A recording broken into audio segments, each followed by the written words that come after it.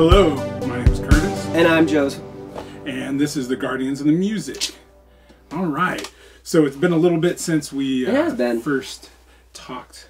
It was vacation time. I was done. Actually, okay. There was a lot of other cool stuff that happened. Well, we want to know, so his vacation involved a musical experience. Yes, it did. Oh, dear God, did it. Okay, so I'm a nerd. Let's just get that. So the two things you like. Yes. Video games? Yes. And soundtracks. And they were came together. Okay, so there's a franchise called Kingdom Hearts. Square Enix has done that, and it was originally in Japan, and they brought it to the States. It's incredible. It's Disney characters mixed with Final Fantasy characters, but the music itself is legendary. Like, a lot of people are like, you don't have to like the game, but the music is one of the best scores to a video game. Literally, the game's like 15 years old. So now, was the show you saw the first one they've done in the U.S.? Yes. Because I was looking. It was the first one in the United States. Period. Period. For the tour. Yes. They did. First ever, but then they're doing the U.S. tour. They went to six. No, it wasn't even U.S. tour. They went to 6 locations. They started in Japan. Then they went to, I think it was France. They went to China. Came to Los Angeles, New York, Germany.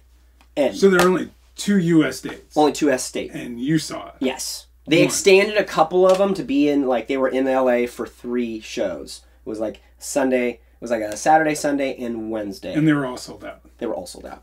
Yeah, dude. And then we were at the theater where they do the Academy Awards. How was that? It was awesome. The sound acoustics in that place. What is it? What's the theater? The Dolby Theater. Yeah, is that in downtown Hollywood? Yeah, it's right next to the Chinese theater. That's sweet, dude. So we went through and we walked through everything, but my wife had never been to an orchestra. So when we sit there and I told her, I was like, it's very different. It's moving. It's a moving experience because when you hear those live, like something about a live orchestra resonates in your body different than like going to a live concert. It's totally different than listening to the CD. Oh, yeah, yeah. So with this live orchestra, all of a sudden it goes and I look over at Regina and she's starting to cry. She's starting to tear up. No, she's like, that was, wow, I've never experienced. I'm like, I know. And the composer of the music was there. Dude. She only spoke Japanese. And they had a translator, but she said thank you for listening and supporting. And then even the creator of the whole franchise was there, telling everyone thank you. And then they showed a specific trailer for the sequel. It's been 15 years, bro. I've been a fan. Well, and I know your nerddom. Oh, because your video game fantasies, yes, and then the music. Oh, that's cool. And I got the CD, I got the brochure, or like the cool brochure packet, and then I also got a T-shirt, and this is my favorite thing ever. That's awesome. It was amazing. So then we went to Disneyland afterwards. We literally scheduled that. I told Regina, I was like, I will drive down there. So I'll drive down there for 8 hours, go see it, and drive back 8 hours. I do not care. Well, you and I are the same way. Yeah, I was like, for the music, I'll do it. And so it was literally on my bucket list, just like Hans Zimmer was on my bucket list. It's amazing. These are two 2017 is the year that you've crossed your bucket list. 2 of my bucket lists off. And you didn't have to go outside the country. Yep. And they were all within driving. It's crazy. Oh That's God, cool. It's crazy. Now, so what about Guardians of the Galaxy, the ride? Mm-hmm. Now, did they do a dance-off thing? There was. Okay, afterwards they actually... So tying it into the music, I kind of want to know how they brought the music into the ride and the Well, the cool thing is the Guardians of the Galaxy ride, they have 6 different songs that they play. So each time it's a different song from a different Guardians of the Galaxy soundtrack. That's cool. So you never know what you're going to get. Because, I mean, the main part now, Joe's got his other movie commentary. Yeah. You gotta check that out. It's fun. We'll bring the music in. Guardians of the Galaxy, both soundtracks, I mean, it's revolved around music. Absolutely. And I mean, the awesome mix. I love the awesome mix. So it really heightens the experience of music. So, because I saw a picture. Yeah, it shows. They do a little dance off in front of the ride. They do. They have someone dressed up as Star-Lord. He goes out there and he's got Gamora and he does this cool dance off with the crowd. And then when he disappears, they leave a Groot, like this dude, and it looks legit. It looks just like Groot. Like dude. And you can take pictures with him and stuff. Yeah, so that was my trip, and I came back and went. I just kind of literally listened to that soundtrack for 3 days straight. That was all that was playing at the house. Oh, I'm sure. And my wife loves it too. And the kids were sitting there listening to it. It's any orchestral music, but especially if you're mixing kind of the nerd stuff. Oh, yeah. With the, you know. So good. Because there's a lot of like the Metallica Orchestra tribute or this or that, and it always, if you could take your favorite music and then add the orchestral stuff to it. Absolutely. And then don't get me started about fantasy metal, orchestra metal. Oh, yes. We'll do a whole thing on the European fantasy metal stuff. We'll break it down for you. So next, music news. Music news. We're going to talk about music news. So I just got a couple quick things. Get out my trusty phone. So here's something that I found. We'll start with this first. Especially since in our area, Sacramento, Foo Fighters just got announced to play in December. Yes. We're going to try to do it together. Maybe we'll do a vlog. You know what? Here's the deal. Fun, dude. We are Dave Grohl. Yeah. What if you're a down music lover, you love music, and he has respect for all the punk rock, all that stuff. And he just loves music. Oh, totally. I love Dave Grohl, and so Foo Fighters is one of the mainstream bands that I have to admit I like. So, absolutely. But they just announced, and I think it's here in the next week, they're going to play the Acropolis in Greece. So I guess, and they're going to film it. I guess it's a PBS thing that shows at famous landmarks around the world. So that's pretty amazing. On PBS, Foo Fighters on PBS. Yeah, so I never thought I'd ever hear those things put together. Yeah, so it's going to be taped and it'll be shown later. That's awesome. But it's super cool. Just saw that headline, thought it was super neat. That's super amazing. Then the next headline is, and this was in The Guardian, and specifically Japan. So Sony's going to start making records. Dude. First time in 30 years. So I don't know how that breaks down, maybe the reissues and stuff, because I know Sony's had music that's theirs that's probably been reproduced on vinyl, but this is the first time they're actually in 30 years relaunching the record division. It's been vinyl. The vinyl revolution is upon us. Like it was like everyone's like vinyl, and then everyone's like, well, let's get away from vinyl. So then you had that awkward phase in the 80s and 90s where it was tapes. Well, because they kind of shut down. So I guess there's a big factory in Japan. Yeah, they weren't making it anymore. That I think was still producing very small amounts of records and was struggling to survive. And Sony, I don't know if Sony owned it at one point or whatever, but they said, hey, launch it back up. We're doing it. Oh, man. So record sales in the UK last year, I think, surpassed the money that was made by ad revenue-based streaming. Well, let's go into this debate really quick. Let's just talk about this, because the fact that no other time in music has something that has been considered obsolete come back as mainstream as vinyls. Because you had vinyl records, right? Well, now it's not just a collector's thing anymore. It's the music. Everyone has become an audiophile where they want the experience. Well, and you're going to have the people who are jumping on the bandwagon who don't know much. I mean, I couldn't say that I know everything about all the all the audio stuff as far as vinyl, but I like vinyl. I've liked vinyl, and I still like it, and I like it now. Now let me go technical with that. Okay, the audio sense, a tape recording, like when they recorded on the tape, has, if you could compress that down, it's like 2 gigs. It's like a WAV file. Now you have WAV file and MP3. So then your CD, they're like, dude, let's do WAV on CD. So everyone was like pushing the CDs in the 90s, which sucks. Because a lot of movies I like didn't make vinyls because they were specifically pushing CDs. Kind of pissed me off. Well, then you went from CDs and everyone's like, oh, these CDs. Now everything is MP3. You can listen to it on your Zune or whatnot. Then it went iPod and everything's like now super Well, I don't think anybody can argue the fact that digital files, it's getting better, but it's not quite the same. No, but here's the thing. A digital file, if you were to take, like Foo Fighters, for example, if you were to take Foo Fighters MP3 off of iTunes, the size of that file is 17 megabytes. That's after compression. Not to mention, I think, not the newest Foo Fighter record, but the one before it, they bought the Neve console from this. I forgot. There was a whole documentary on it where you bought this console. I think it was where the first mainstream big Nirvana album was recorded. Did a whole documentary on all the classic records that were recorded on this console. He bought it before it got trashed. Yeah. So, and I think they're 2 albums ago, they did their whole album on tape. So well, and here's the thing, though. I'm getting into the audio sense of it, because an MP3 is 17 megabytes, which is super small. It's like taking a picture of all your sound equipment and saying, here you go. That's pretty much it. That's what an MP3 is, pretty much taking a picture. It's a very good mix of it, but you don't get the actual sound. Well, you don't get the richness. No. So when you're playing a vinyl, they can't even measure the amount of like waves they're getting from a vinyl. Someone has like said it's 9 gigabytes for one song. 9 gigabytes. So imagine if you were playing a vinyl-rich track on your phone. You have a 256, you can only fit 25 songs. Think of it that way. Like, that's the quality you're getting. Oh, yeah. And so it's literally quality over quantity because it's 3 tracks, flip it over, sweet.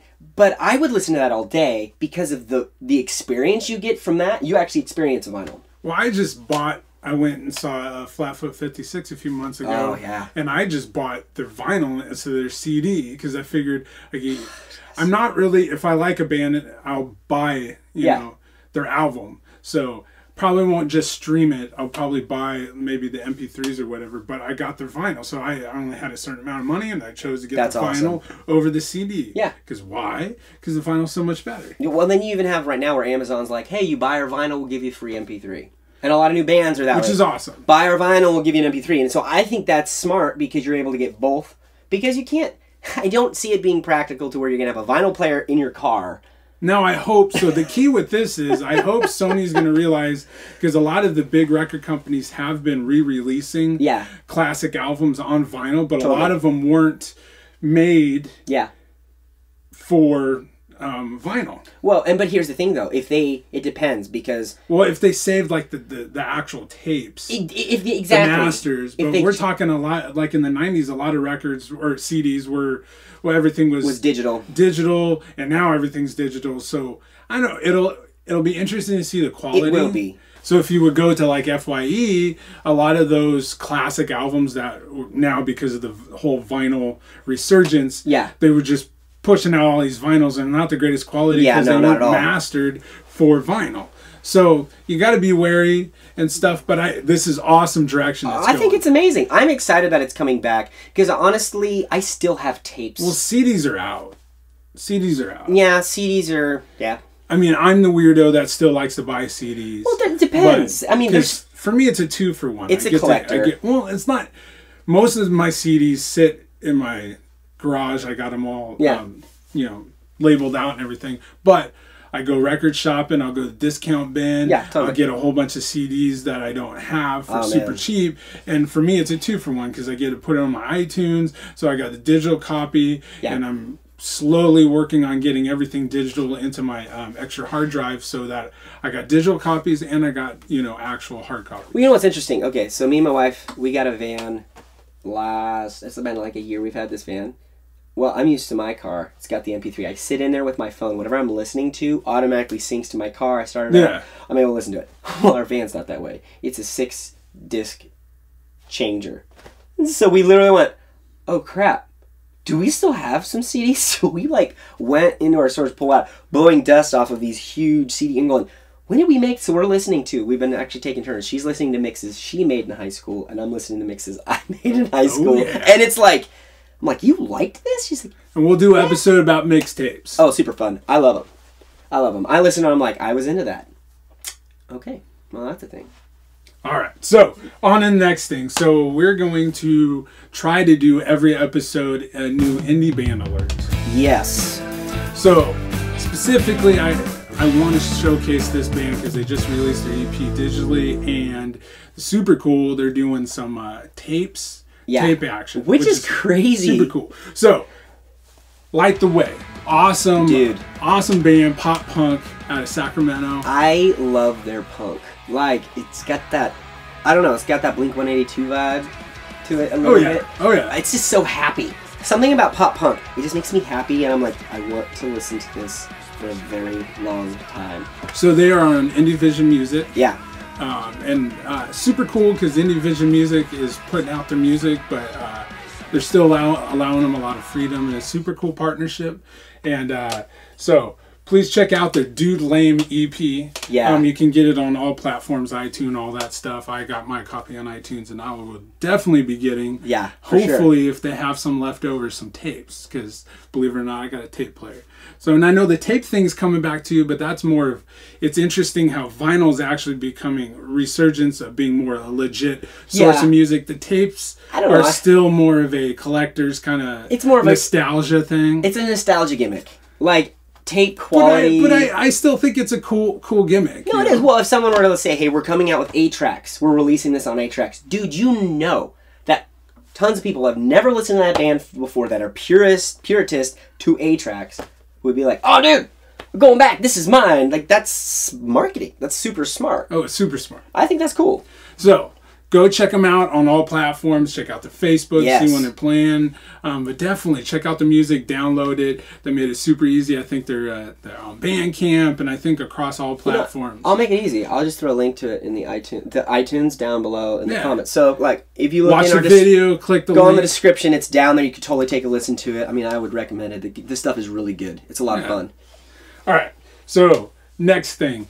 We're going to try to do this too, depending on how much records I didn't get any new vinyls. Nah. I could have brought the CD in. Well, and we're also going to bring vinyls that we've purchased before. Yeah. We'll probably have themes. We'll mix it up. Yeah. So, but I went to Santa Cruz last did. weekend with my wife, and I went to Streetlight Records. Awesome record store. The only thing I don't like is all their super discounted cheap CDs, used CDs are down on the bottom, so I actually have to get down on my knees. But I don't care about that because I'm searching through my records, man. But so I found a tribute album that was came out about a few years ago for the Born in the USA Bruce Springsteen album. That's so crazy. It's a track for track. I mean, the tracks are in the same order. Super cool. And then I had to bring in The actual. my album. Yeah. So That's amazing, though. I never knew that this existed. Like, me neither. I had no clue that was even And this a thing. is the fun part of actually just record searching. Oh, and yeah. stuff. Oh, yeah. It was discount. It was in the discount bin. Super cool. So you got the Born in the USA track is done by Jason Isabel and Amanda Shires. Dude. It's a lot of folk, Yeah. indie rock stuff.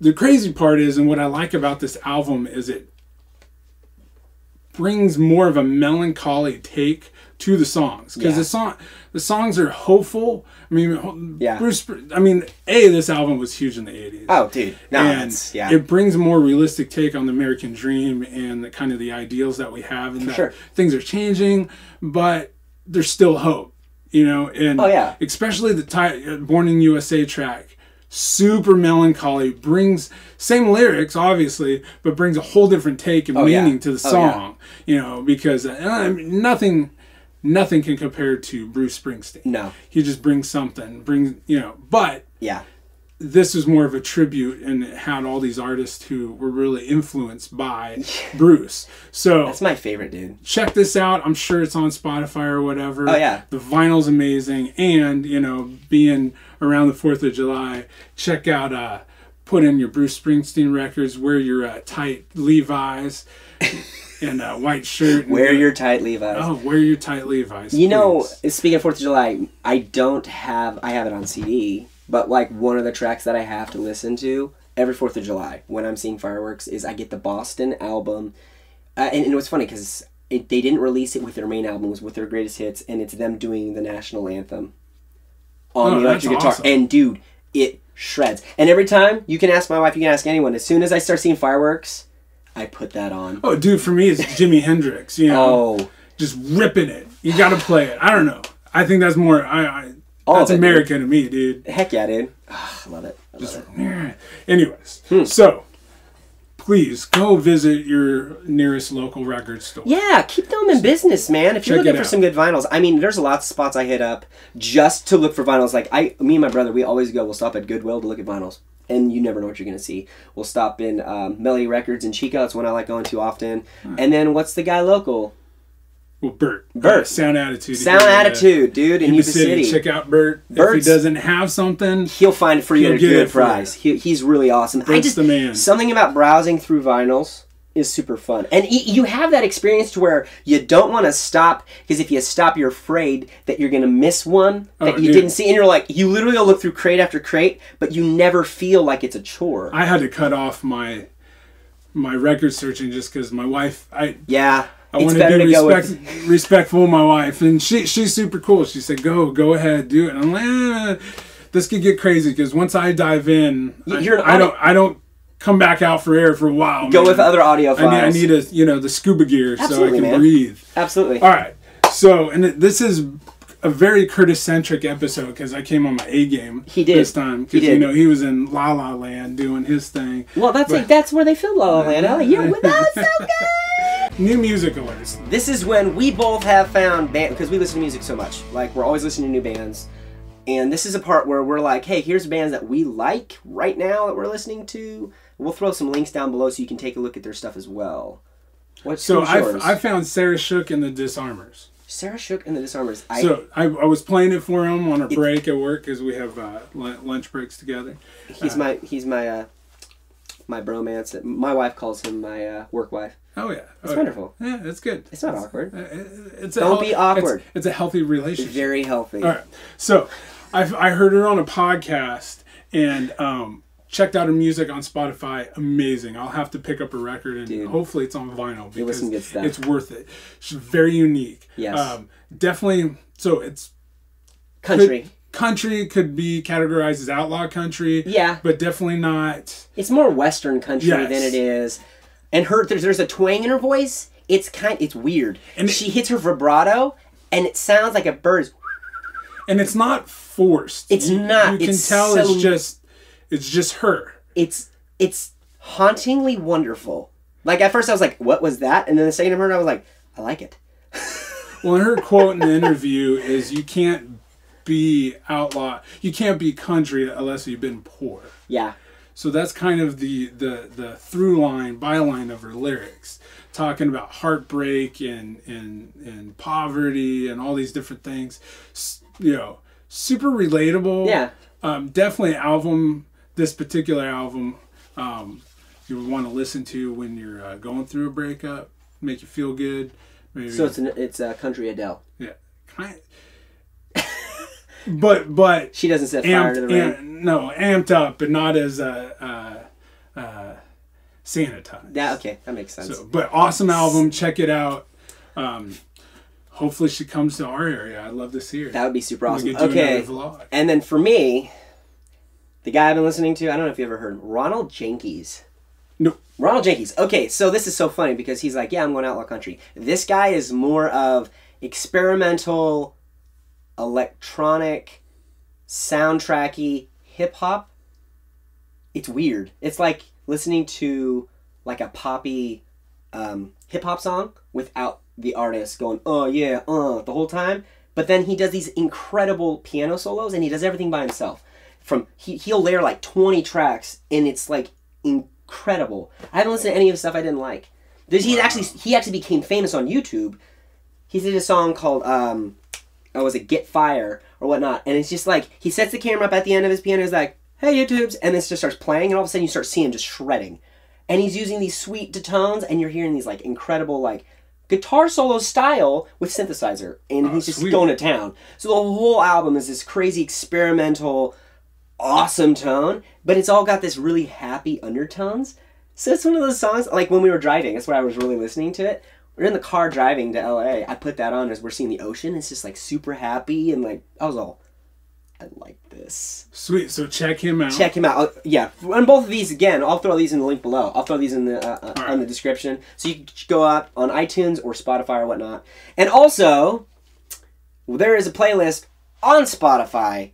I made a playlist of music that I listen to. I've been slacking. So he's been slacking. Next episode, I'll tell you the link to my playlist. I'll also put it in the description. It's a playlist I made, and it goes from everywhere that I listen to, from like instrumental metal to. And my wife says, she's like, "This is an acid trip." It goes instrumental metal, rock, funk, pop, jazz, soundtrack, country. She's like, this goes everywhere. Which is good. I love it. So it's just music that I really listen to. That I really like. Music. Oh yeah. And I'll try to stick. I think for my playlist, and because we can always change it up too. Yeah. I want to do some of the summer vibes. I'll go for it. Music that we play in the summer, and that'll be our next episode. We'll be more centric on summer music. Absolutely, dude. This was fun. This was really fun. This one really good. So we love you guys. Keep supporting. Support the links. We're going to be a little bit more organized and start hitting you with artists and things that we're into. And if there's artists or someone you want us to check out, throw them in the comments. If there's bands... Please comment to us, especially summer vibes. And hashtag summer vibes. Absolutely. We want to know what your summer music is. Hit us with some the summer playlist. Absolutely. Anything. So we now we want interaction. We want you guys to let us know what's going on, what you like, and we can start commenting in dialogue. We love this. We love having you guys, and this is fun for us. It's super fun for us. Yeah. So we are the Guardians of the Music.